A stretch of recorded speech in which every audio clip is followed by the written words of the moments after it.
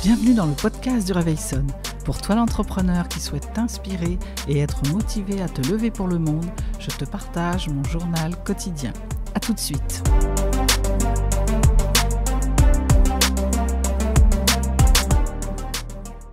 Alors, bienvenue dans le Réveil Sonne. J'ai envie de revenir sur le recrutement. Comment j'ai constitué ma meute.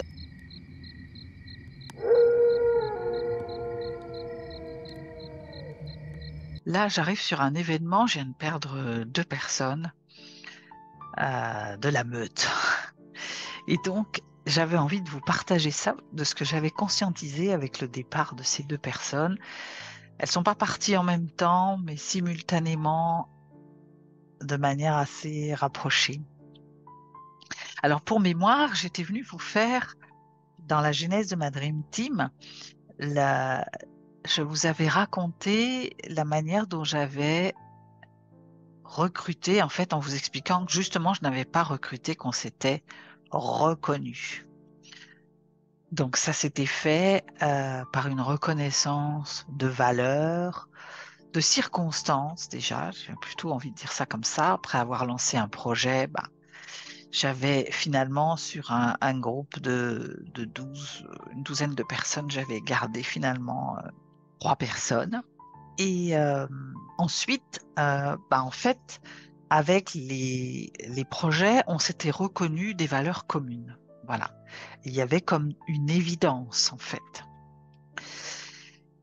Et finalement, ce que ça m'occasionne aujourd'hui, c'est de me dire que c'est bien de le faire à l'intuition, à la reconnaissance, à l'évidence. Je garde ça. Et ça, c'est un socle pour moi qui est important. Mais c'est pas suffisant. En fait, c'est important d'aller au-delà de ça. Ça, c'est pour moi, une bonne base de départ parce que c'est censé augurer, bien sûr, d'une fluidité dans les échanges, d'une reconnaissance de valeurs communes, donc du coup, d'être assez à l'aise. En quoi c'est important d'avoir ça? On s'est reconnu sur la vision. C'est-à-dire qu'on avait les mêmes, c'est des personnes qui m'ont dit, rêver sur la vision que je leur avais partagée, être embarqué sur le projet, avoir envie d'y aller. Et ça, c'est essentiel.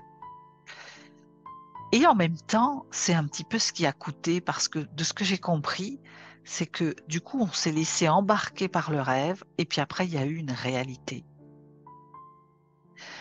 qui était finalement pas éloignée de ce rêve, mais qui comportait des étapes, un chemin à parcourir et une manière d'y aller, qu'elle est peut-être être un peu moins idyllique par rapport à ce qu'on avait imaginé.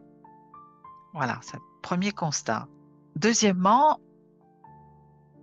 je note que il n'y a pas eu assez de dialogue en fait entre nous parce que ce qui m'a coûté dans ces départs, c'est la soudaineté, c'est que je les ai pas vus venir en fait.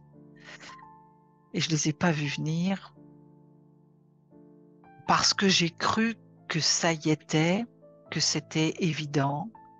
Et avec les évidences, eh bien, j'ai peut-être certainement oublié qu'il fallait quand même verrouiller un certain nombre de choses. Il fallait avoir des échanges réguliers et il fallait verrouiller qu'on était toujours sur la même longueur d'onde. Et là, moi, je me suis trompée en fait. J'ai pensé que le fait qu'on était sur des évidences avec un relationnel, en plus de personnes avec qui j'avais commencé à nouer peut-être une amitié, j'ose dire ça, eh bien des fois, j'ai pas été assez loin.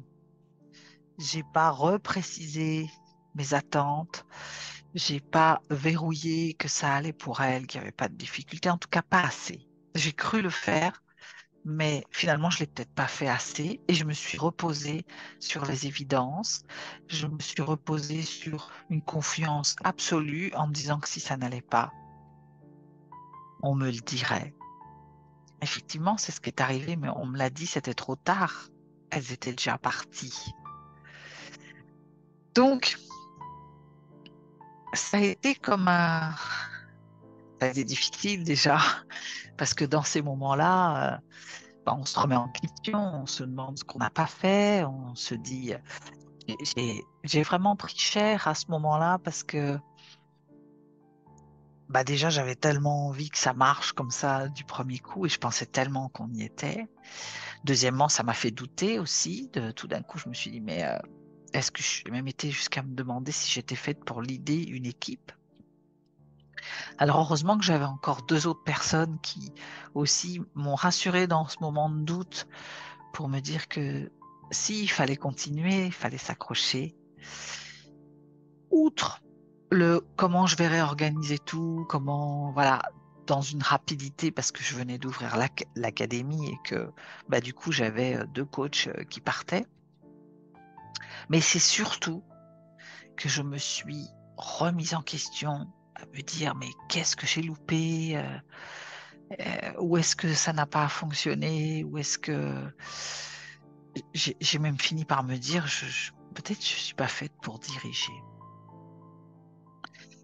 Finalement, j'ai pris beaucoup de recul, j'ai laissé passer le temps, et puis je me suis attelée à la tâche et j'ai balayé un peu tout ce que j'avais fait. J'ai fait un point et puis je me suis remis sur mes formations de recrutement. J'en suis arrivée au constat suivant, que j'allais continuer à recruter sur des évidences, sur l'intuition, que c'était peut-être possible avec des amis, mais que du coup j'allais verrouiller, rajouter 3 étapes en plus de ça et faire en fait un vrai recrutement. Au-delà des évidences, des pressentis, j'allais vraiment passer par 3 étapes supplémentaires pour euh, vraiment être sûr qu'on allait pouvoir fonctionner ensemble.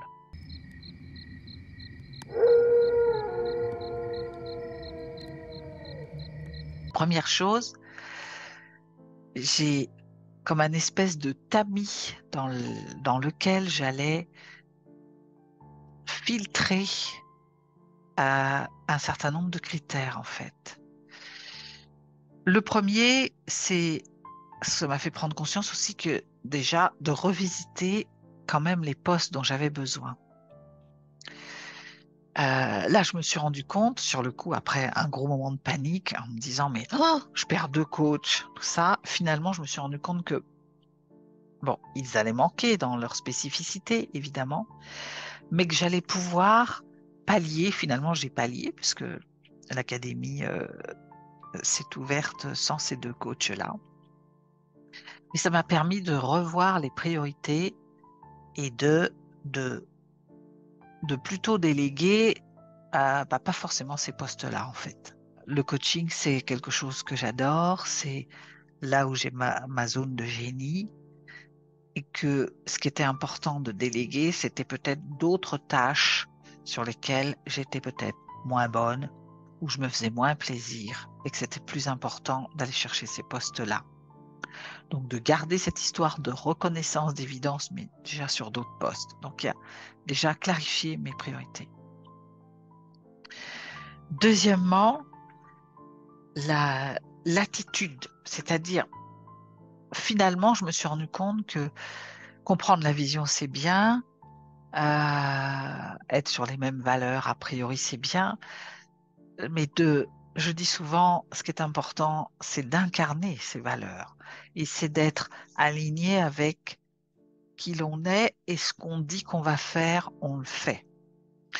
Et que peut-être j'avais pas assez verrouillé cet aspect-là et que maintenant j'allais regarder comment en fait la personne incarnait nos soi-disant valeurs partagées et verrouiller mieux ça. Et troisièmement, de faire un vrai entretien de recrutement, même avec une reconnaissance, même avec des amis, même avec des évidences, j'allais aller verrouiller ça avec un entretien pendant lequel on allait rebalayer ça, peut-être se dire les attentes de chacune des parties, voir s'il y avait des questions et surtout verrouiller avec la personne ce qu'elle avait compris du chemin, de la vision, de là où on allait et, et de comment elle avait envie d'y aller et de voir comment j'allais pouvoir répondre à ça et de voir si on était vraiment en phase, elle dans la manière d'y aller, moi dans la manière de l'accompagner aussi sur ce chemin. Ça, c'est le premier point déjà, un tamis. Deuxième point, c'est de tester quand même ça, au-delà de... parce que finalement, moi, j'ai testé en réel et on s'est rendu compte que ça ne le faisait pas. Et finalement, pour moi, c'est... Alors, je dis souvent, il n'y a pas d'erreur, il n'y a que des apprentissages, mais c'est quand même pas souhaitable. Si on peut le faire avant, c'est mieux. Tout le monde gagne du temps et on évite aussi des désagréments, un peu de souffrance, on évite de frotter, c'est mieux. Et alors, c'est pas une garantie que derrière il se passera rien, mais ça permet quand même de démarrer sur des fondations plus solides. Donc, un test pour éprouver ses valeurs et plutôt sur l'attitude. Parce que sur les compétences, c'est pas un souci, on peut toujours compléter des compétences, on peut toujours aider à les acquérir. Une attitude, ça prend plus de temps. Et puis ça fait voilà, quand il y a vraiment des divergences, des incompréhensions qui amènent sur une attitude qui après va coûter pour chacun, quoi. Parce que l'idée, c'est que chacun puisse se développer et s'épanouir, apporter à l'équipe, à l'entreprise, mais aussi se développer ensemble. Donc, c'est comment, au travers de défis, eh bien, je peux verrouiller dans la réalité, éprouver dans la réalité ces valeurs, cette attitude attendue. Voilà, donc ça, c'est le deuxième point. Et le troisième point, ce que je retiens aussi, c'est vraiment, même une fois que ça c'est fait, c'est d'être dans les échanges permanents, ne pas considérer que puisqu'on est sur la même longueur d'onde, on va se comprendre, mais vraiment être en, quitte à être un peu en sursollicitation même, verrouillé à chaque fois, qu'on s'est bien compris, que c'est OK, et puis voir si c'est pas OK, qu'on puisse voir comment est-ce qu'on redresse la barre, comment est-ce qu'on garde le cap, comment est-ce que je peux t'aider à garder le cap, comment je réponds à ton questionnement, comment... Voilà, parce que là, tout d'un coup, je me suis rendu compte sur des notions de quel rôle avait envie de jouer chacune dans cette entreprise. Finalement, même si je l'avais évoqué, même si on avait un peu échangé là-dessus, on n'en avait pas la même vision et qu'il y avait plein d'interrogations. Et que ces interrogations, elles sont ressorties bien après. Et du coup, de manière, c'était presque un ultimatum. Moi, je me suis sentie euh, un peu le dos au mur, d'abord très désolée de ça. Et puis, je suis passée à côté, quoi. J'ai pas vu qu'il y avait incompréhension. Je pensais que ça roulait. Voilà ce que je voulais venir vous partager sur le recrutement dans la meute que nous formons. Alors, ça a été très apprenant et vraiment, je retiens ça, c'est au-delà des évidences, c'est de verrouiller au travers d'étapes bien précises, de verrouiller les valeurs, les critères de ce que j'attends, de verrouiller aussi ce qu'attend la personne, de quoi elle a besoin pour fonctionner. C'est tester ça dans le réel et c'est ensuite garder vraiment une fluidité d'échange et de les provoquer si besoin pour être sûr qu'on est en phase et que quand on l'est pas, on puisse rectifier le cap pour naviguer avec plus de sérénité. Voilà, donc j'espère que cet épisode vous aura inspiré. Je reviendrai vous dire comment j'ai mis en place cette délégation, sur quel poste. Voilà. Et puis je vous donnerai des nouvelles de l'entreprise, de là où on en est. Je vous souhaite une belle semaine et vous dis à très vite.